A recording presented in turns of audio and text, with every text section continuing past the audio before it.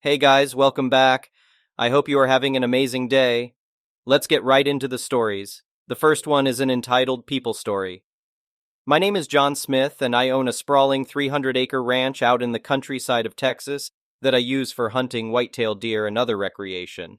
It's completely fenced off with tall cedar posts and multiple signs posted along the perimeter saying in big red letters, "Private property, no trespassing." I've had some issues over the years with lost hikers or the occasional driver pulling in off the dirt road thinking it's some kind of public park, but nothing could have prepared me for the events that transpired last Saturday. It was just after sunrise when I was startled awake by the faint sound of thumping music and raucous shouting carries on the wind.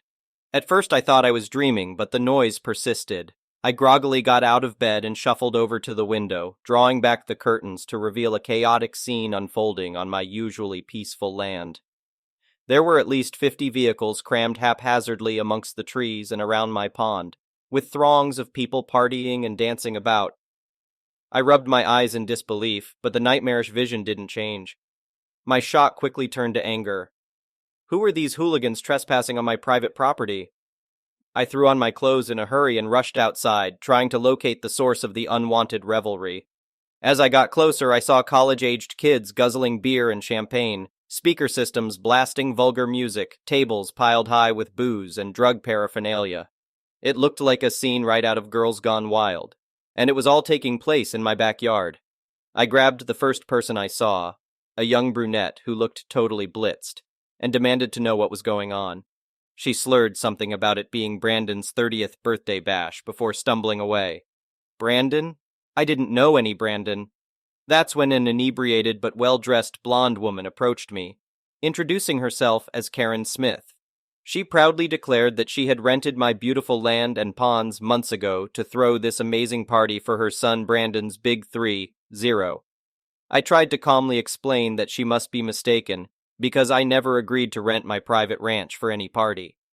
Karen laughed as if I was joking, saying she had paid good money and signed a contract to reserve this venue. I insisted that was impossible. I never spoke to her before in my life. Karen's smile vanished and she snapped that it didn't matter. The party was already underway and she wasn't about to have it shut down now. I stood my ground and said I didn't care what she thought she had arranged. These people had to leave immediately. She was trespassing on my land and I wanted them gone at once. At that, Karen became enraged, screaming about how much time and effort she had invested into planning this event for her baby's special day. She ranted that Brandon deserved this party after working so hard at college and her law firm. I tried to interject that I felt bad for the mix-up, but I owned this property and had the absolute right to order them off regardless of the occasion. By now, our heated argument had drawn a crowd. Some angry drunk guys started threatening to teach me a lesson if I didn't back down. Nervously, I explained I was just trying to enforce my rights before the situation spiraled out of control. But my pleas fell on deaf ears. Karen arrogantly declared that she was best friends with the county sheriff and could make my life hell if I ruined her son's party. I'd had enough of this abuse. Marching back to my house, I called the real sheriff's department and reported the mass trespassing, underage drinking, and illegal drug use happening on my ranch. The deputy assured me they'd be on their way promptly. Returning outside, I informed Karen that the police were coming and she had better start dispersing people. Well, that news caused an uproar. She accused me of bluffing, trying to scare her into leaving. Her drunk son Brandon stumbled over to get in my face, poking my chest and saying nobody could kick him off his own birthday bash. His belligerent attitude made me nervous, but I stood tall and repeated my demand for them to leave. More angry partygoers started surrounding me, calling me names and threatening violence. I was starting to fear for my own safety when the wail of sirens cut through the din. The cavalry had arrived. 2 squad cars pulled up the long driveway, lights flashing. I waved them over eagerly. When the deputies got out, Karen rushed over frantically, hugging one that she obviously knew. She pleaded with him that I was trying to ruin her perfect party and needed to be arrested.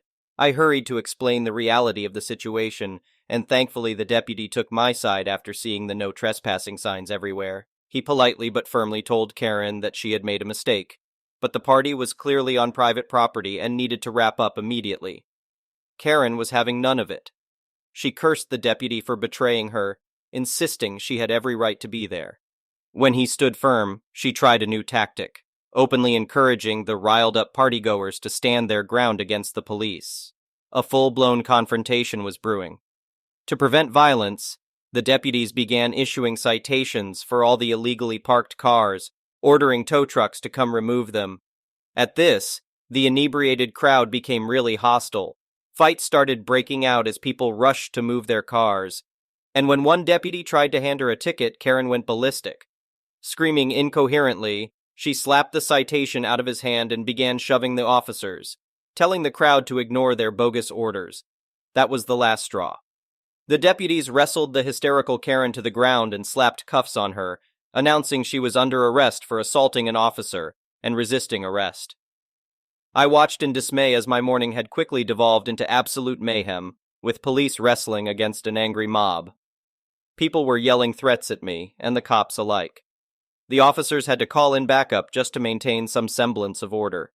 In the end, 8 additional trespass and drug charges were made before the bewildered, resentful partygoers finally dispersed, leaving only ravaged land and piles of trash behind. Karen continued resisting, even as she was hauled off to jail, kicking the door and screaming that she would have my ranch taken away for this. I sincerely doubted that, but her son Brandon did send some choice expletives my direction. I couldn't believe what should have been a peaceful morning had turned into such a nightmarish fiasco. In the following weeks, I learned that Karen was sentenced to 30 days in county jail for assaulting an officer, resisting arrest, and trespassing. She also paid hefty fines for the illegal activities that occurred under her watch. I personally filed a civil suit against Karen for the intentional trespass damages, costing thousands to resod trampled grass and clean up the filth.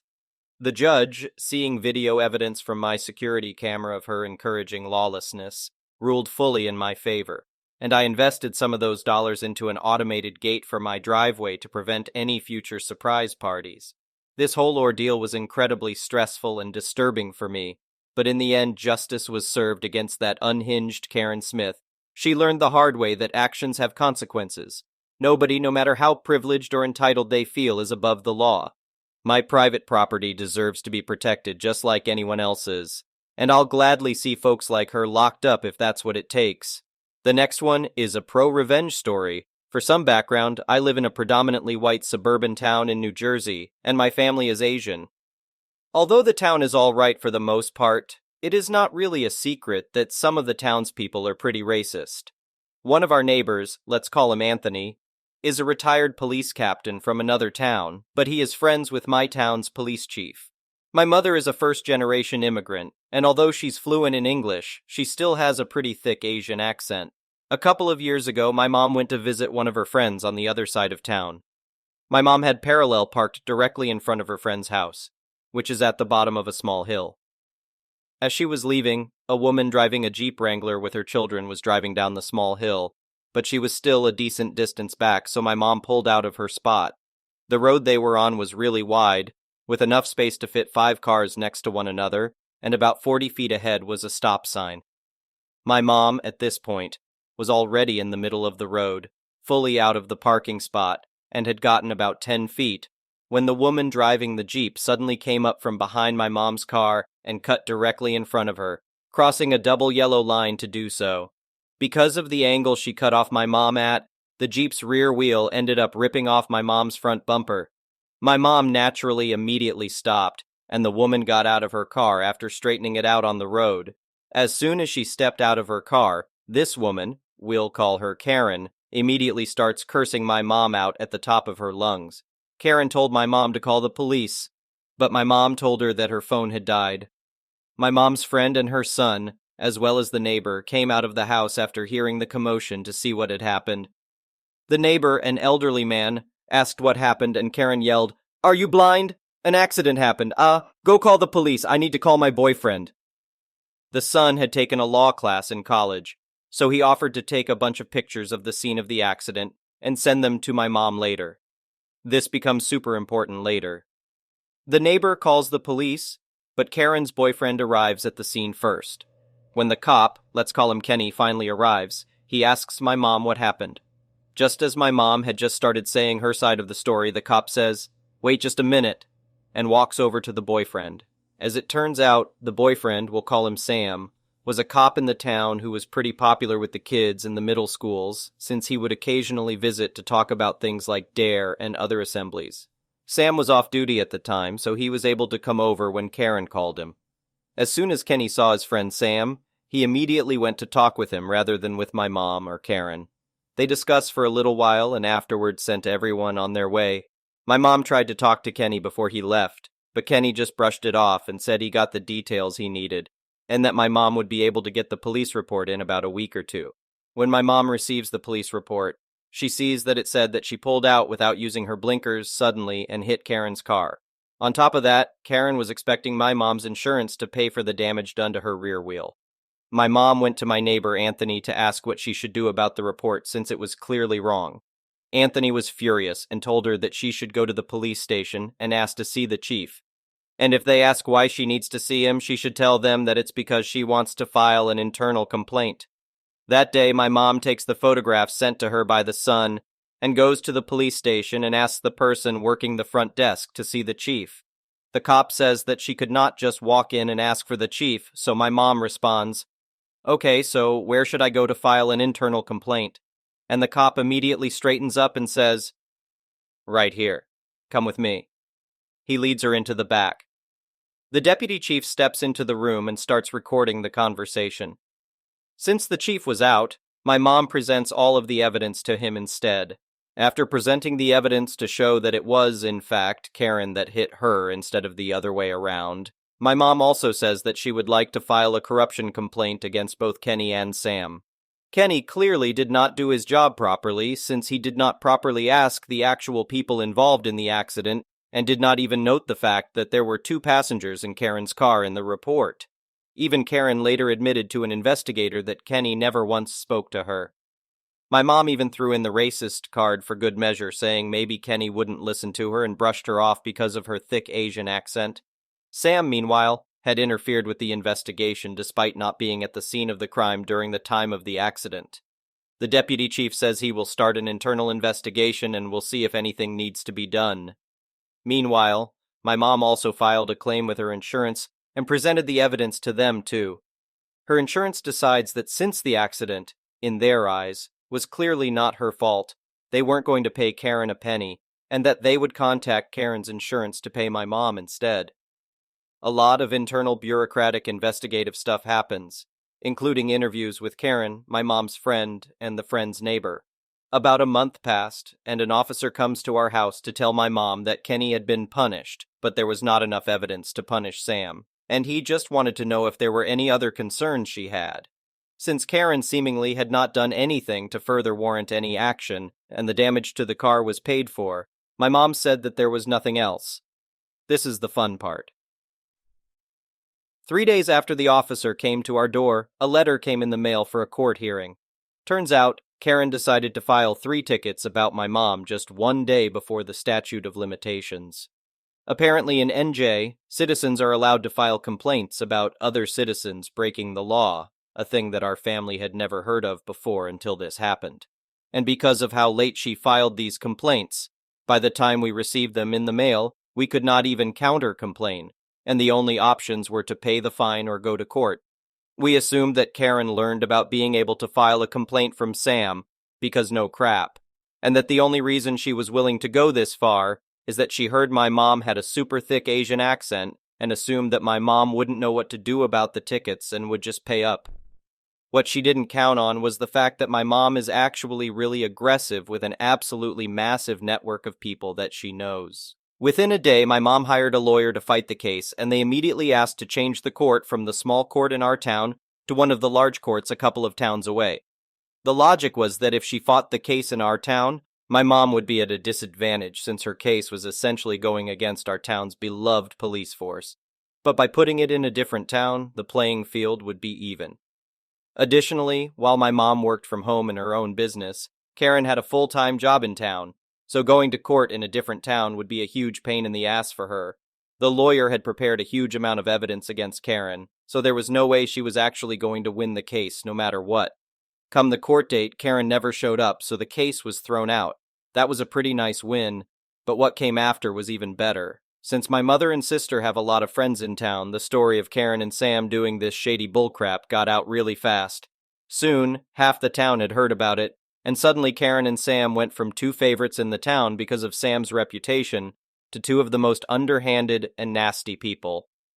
Sam stopped getting invited to school assemblies, and Karen was ostracized in her kids' school's PTA. Anthony also ended up talking to the police chief in private, and we found out that although Sam was not officially punished, he was severely reprimanded by the chief. The next one is a petty revenge story. Not my story, but my nanny's, and this happened decades ago. I caught up with my nanny recently, and I was reminded of this story. The dialogue isn't accurate, obviously, but hopefully you'll get the gist of it. My siblings and I had a part-time nanny growing up since both our parents worked. Her job was to pick us up from school in the afternoon, drive us to after-school activities, bring us home, and prepare dinner. We lived in a subdivision where my parents owned two pieces of property, one property where our house stood, and an empty lot next door. The empty lot wasn't fenced in, and it was essentially a bare piece of property. This subdivision is considered small, only 60 properties, allowing everyone to know each other. My parents moved there in the first year of their marriage and were literally one of the first families to ever live there. Nanny started working for us when my oldest brother came into the picture and stayed with us for over 25 years before she retired. Everyone in the subdivision knew her and loved her. Nanny loved to garden, and my parents gave her carte blanche on the empty lot. She cared for that garden so much, and we had a lot of fresh vegetables and fruit growing up. Nanny could take home as much produce as she wanted as well. One day, Nanny started to notice that her harvest was decreasing and couldn't figure out why. There were bananas that she was sure were there a week ago that were now gone. The only harvest left were the ones that were already turning brown, etc. After finding out Nanny's concerns, my dad installed CCTV cameras along our perimeter fence that looked out to the empty lot where Nanny's garden stood. Sure enough, the CCTV catches a neighbor stealing Nanny's hard-earned harvest. It was a new neighbor, Karen, who was treating our garden as her own personal produce section. Karen steals at the oddest hours too when no one could see her. Think 5 a.m., 11 p.m. Well, that didn't sit well with Nanny. We give away produce to our neighbors. If they ask for some, Nanny will give it away. The key word, however, is that they ask, not steal. So what does Nanny do? When Nanny was sure that Karen was the thief, she cooked an extra-large serving of dinner one night and took some over to Karen's house. Her young son answered the door, possibly 8, 10 years old, and Nanny asked for Karen. When Karen came to the door, Nanny in a loud voice said, "I brought you dinner since I noticed that you've been helping yourself to our garden recently. I didn't want you or your children to go hungry." Karen was obviously red in the face and shut the door quickly. Without getting the food Nanny was offering, she missed out because Nanny was an amazing cook. Her son was right by the door watching the exchange too. It didn't stop there. Since Nanny knew a lot of people in the neighborhood and people loved her back, she connived with some other people to bring Karen dinner for the next 3 days. On the 4th day, Karen's husband dropped by the house, apologized for Karen's behavior, and offered to compensate Nanny for whatever Karen stole. As far as I know, no one messed with Nanny ever again. The next one is a malicious compliance story. First of all, I have great respect for the uniform and all servicemen, past and present, except for one. Here's my story. When I was 19, I completed my military service as was customary for young men in my country. You see, I am not American. Anyway, I thoroughly enjoyed my time in the Defense Force. I made new friends, learned a lot of new things, and it also gave me a year to think about what to do with my life. I had plans to continue in the military in one way or another, but that's not really interesting in this story. What is interesting are some basic facts to keep in mind during my story, however. First of all, I did my military service a 15-minute drive from home, which meant I knew the area around the base pretty well since I had grown up there. I'm also the kind of person who asks questions to learn more and always puts in my best effort in everything I do, including learning the rules. As a new recruit, there were a ton of things to learn: how to dress, how many buttons to button, and so on. Shaving the hair was encouraged but not mandatory, and the same went for facial hair. Personally, I enjoyed having a bit of hair on top but shaved on the sides. And here is where my antagonist enters the story, one of the 3 drill sergeants assigned to teach us the basics of soldiering. I quickly learned the ropes. maybe not being the fittest of the recruits, but certainly not the sloppiest either. Every morning we would line up for inspection, and the drill sergeants would inspect each and every one of us recruits, often finding small defects to complain about and sending us away to correct them. Each time it happened to me, I would always smile and say, "Yes, sir," and go correct it, knowing there was nothing to correct. It was just a way to drill us. Now, one of the sergeants, let's call him Sergeant B, always found something to complain about with everyone, and I think it annoyed him that I always smiled. Sergeant B was shorter than average and somewhat rounded, not fat, just a bit chunkier than average. Instead of talking loudly like the others, he preferred screaming, especially in people's faces. I guess he had seen too many war movies with bad drill instructors in them. That did not sit well with us conscripts. We quickly lost respect for him as a person, but we did respect him for being our superior officer or for wearing the uniform, if that makes sense. Anyhow, he did not seem to like me at all and would always mess with me. And one day I got my revenge. It was in the fall. We were outside the base training for a bigger exercise coming up. They had divided us into groups of 8, and our mission was to relocate from one location to another. We carried all our personal equipment like backpacks and weapons, along with the group tent, stove, and heavy machine gun. So we were quite heavy, equipment-wise, and I was assigned as the group leader for this event. Luckily, we were in an area I knew well, so navigating was easy since I knew all the paths in the forest and so on. Sergeant B was tagging along, not knowing I knew the area, but my team knew. The path we took led to a small swamp that split, allowing you to walk around it on either side.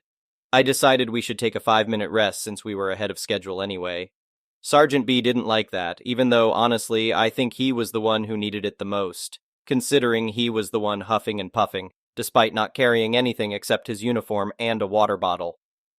I asked my team which side of the swamp they wanted to go around, and I told them the pros and cons of each way. I don't remember which way we chose, but I do remember picking up the machine gun, which weighed 12.4 kilograms, so quite heavy. Now, Sergeant B intervened and demanded that I check the map, but I said we had already decided to go around the swamp.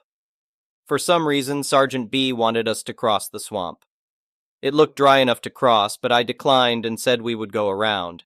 That's when he pulled rank and demanded that we cross. Cue my malicious compliance. I asked him if he would take command of the group and lead us across, to which he replied, "I'll take command. Group, follow me." So I stepped aside and let him pass me. I think he managed to take about 1.5 steps into the swamp before he sunk down to his waist in mud. We decided not to follow him, and instead just looked at him. After a while, one of the others asked him, "Any new orders, sir?" We pulled him out of the swamp. He was furious but didn't say a word. He walked back the way we came in his wet, muddy uniform, while the rest of us continued around the swamp.